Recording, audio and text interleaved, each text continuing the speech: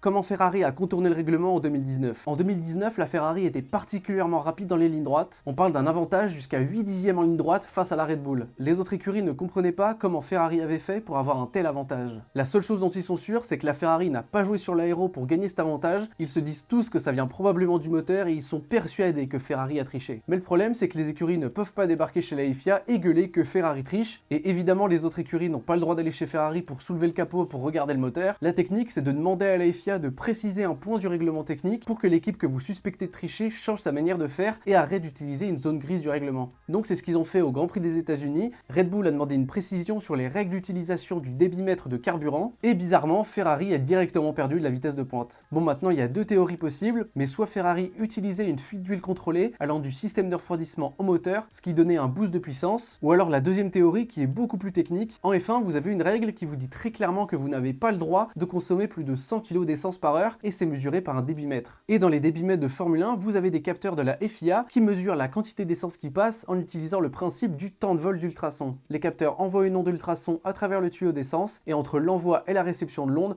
on peut savoir quelle quantité d'essence est passée. Ils mesurent 2200 fois par seconde, ce qui veut dire que si vous faites passer votre essence entre les moments de mesure, la FIA n'y verra que du feu. Techniquement, Ferrari n'a pas triché, ils ont utilisé une zone d'ombre du règlement. Dès que la FIA a précisé l'utilisation du débitmètre, Ferrari a arrêté sa sombre technique.